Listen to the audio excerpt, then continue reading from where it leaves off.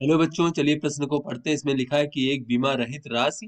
तो बच्चों इसमें चार विकल्प दिए गए हैं। ए विकल्प कह रहा है कि एक बीमा रहित राशि का कोई मात्रक नहीं होता बच्चों। बी विकल्प है कि इसका जो है सदा एक मात्रक होता है।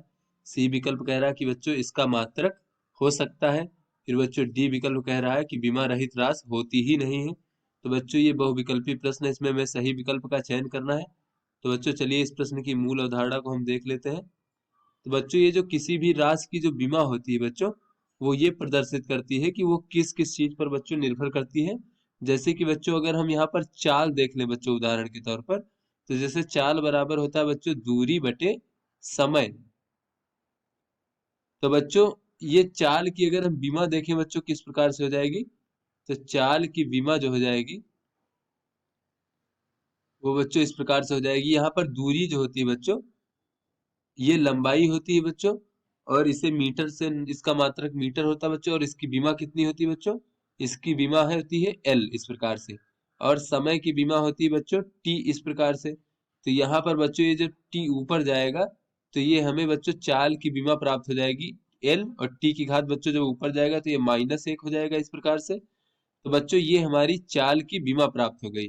यानी बच्चों वो दूरी यानी एल की घात एक पर एल की बीमा बच्चों एक है, और समय टी की बीमा बच्चों -1 है। तो ये बच्चों किसी भी राशि की बीमा होती है इस प्रकार से। तो चलिए बच्चों अपने प्रश्न को हल करते हैं। तो यहाँ पर कहा जा रहा है कि एक बीमा रहित राशि यानी बच्चों ऐसी राशि जिसकी कोई बीमा नहीं है, या फिर ये बच्चों कह लें कि उसकी बीमाएं जो है वो शून्य है।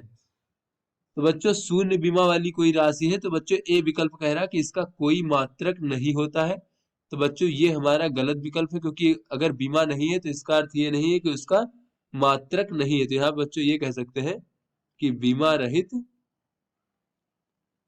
रहित राशि का मात्रक हो सकता है। तो बच्चों मात्रक क्या होता है, मात्रक ये होता है कि किसी भी राशि को हम किस प्रकार से मापते हैं बच्चों, उसको मापने के लिए जो प्रयुक्त होता है बच्चों वो हमारा मात्रक कहलाता है। तो किसी भी राशि का जो है मात्रक हो सकता है बच्चों, बीमा रहित राशि का मात्रक हो सकता है। और बच्चों मात्रक नहीं भी हो सकता है। तो बच्चों यहाँ पर हम देख लेते हैं, मान लीजिए बच्चों जैसे कि कोण हो बच्चों, जो हम कोण नापते हैं तो कोण बराबर होता है बच्चों चाप बटे त्रिज्या। तो बच्चों ये चाप जो है ये भी एक लंबाई है, तो इसका मात्रक बच्चों मीटर होता है। या फिर इसकी बीमा बच्चों अगर हम देखें, लंबाई की बीमा कितनी होती है बच्चों, तो लंबाई की बीमा बच्चों एल होती है इस प्रकार से। और ये त्रिज्या है बच्चों, इसका भी मात्रक मीटर होता है, इसको भी लंबाई के तौर पर नापते हैं, तो इसकी बीमा भी एल हो जाएगी। तो बच्चों ये एल की घात एक, और एक जब ऊपर जाएगा बच्चों तो एल की घात हो जाएगा इस प्रकार से एक ऋण एक इस प्रकार से। तो बच्चों ये हमें कोण की बीमा प्राप्त हो जाएगी एल की घात शून्य। अर्थात बच्चों ये बीमा रहित राशि है, किसी भी चीज पर बच्चों निर्भर नहीं करती है। तो कोण क्या हो गया बच्चों, हमारी बीमा रहित राशि है, लेकिन इसका मात्रक क्या होता है बच्चों, इसका मात्रक होता है। तो कोण को हम बच्चों जिससे नापते हैं वो उसका मात्रक कहलाता है। जैसे बच्चों कोण का मात्रक क्या होता है, डिग्री होता है, या फिर बच्चों रेडियन होता है, कि कितने रेडियन का कोण है बच्चों, ये जो है कोण का मात्रक हो गया। तो बच्चों ये बीमा रहित राशि तो है किंतु इसका मात्रक है। ऐसे ही बच्चों कुछ राशियां ऐसी भी हो सकती है जिनका बीमा भी ना हो और मात्रक भी ना हो। तो यहाँ पे बच्चों कह रहा है कि इसका कोई मात्रक नहीं होता है बच्चों, तो ये हमारा गलत विकल्प है। फिर बी विकल्प कह रहा है कि इसका बीमा रहित राशि का सदा एक मात्रक होता है बच्चों, तो हमेशा मात्रक हो ऐसा जरूरी नहीं है। तो बच्चों ये भी हमारा गलत है। फिर इसका मात्रक हो सकता है बच्चों, तो ये हमारा सही विकल्प है।